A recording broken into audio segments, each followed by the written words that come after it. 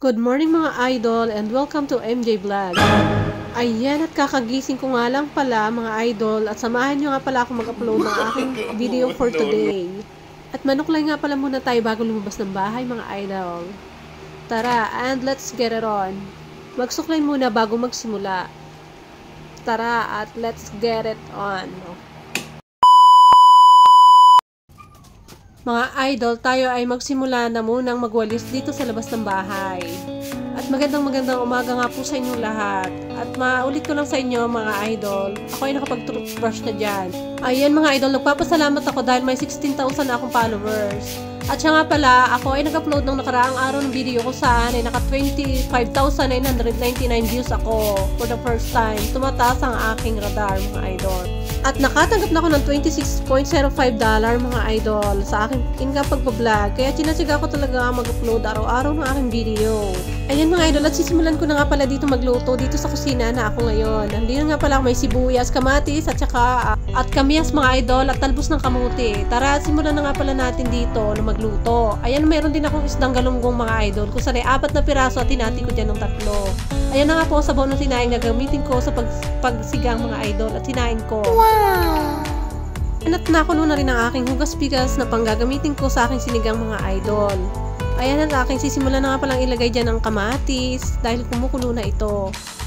At ang sibuyas mga idol. At saka ayan na rin, anong tag dito? Kamyas. Yan kamyas mga idol. Ngayon lang ako naglagay talaga niyan sa aking sinigang na gagawin dito sa aking pagluluto. Ayan, nakita nyo naman, nilalagay ko na nga po yan mga idol. At ilagay naman natin dito ang isda. Ayan, may ulo na ang galunggong mga idol. At 3 piraso lang ang nilagay ko dyan. At ayan, pakuluin na muna natin ito para mamaya ay mapigaan ng maasim. Dahil kumukulo na nga ito, ilagay naman natin ang talbos ng kamote mga idol. Para ito, ayan, nahulog. Para ito ay kumulo na at lumambot na mga idol. Ayan, at kita nyo naman ay nilalagay ko na yan ang talbos ng kamote at aking hinahalo muna iyan para iyan ay maluto na. Yan, di ba? Parang ang sarap na niya mga idol. Comment na lang kayo dito sa akin kung paano kayo magluto ng inyong mga sinigang diyan sa inyong bahay. Ayan ang kalamansing piniga ko. Para nga pala ito yung mas masarap at umasim pa. Kita nyo, meron ng kamyas at meron na ding kalamansi. Dalawa talaga.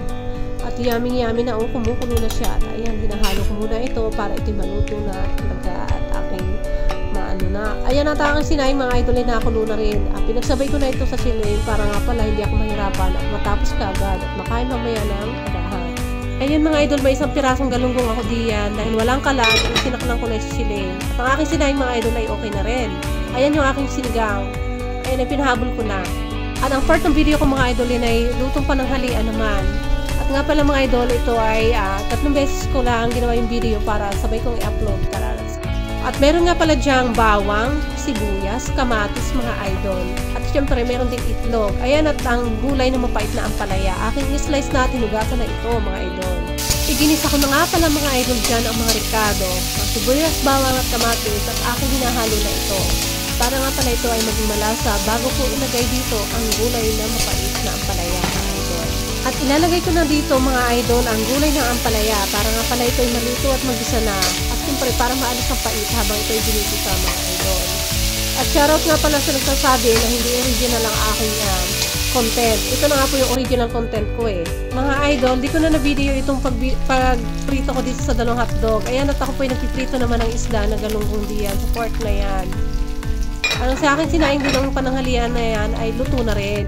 Mga idol, luto na nga pala itong aking mapait na gulay na ampalaya. Diba't ang sarap nito at para malusog ang katawan. Parang kailangan natin ng gulay pampahaba ng buhay. Pati na rin ang aking sinaing ay luto na rin. At naglagay nga pala ako ng 2 pirasong itlog dyan mga idol. Ayan mga idol, dahil nga pala luto na ang aking mga niluto dito ay ako'y nagpapasalamat sa inyong walang sawang panunood sa akin dito sa aking pagbablog at walang sawa ninyong pagsuporta. Thank you for watching mga idol. See you once again.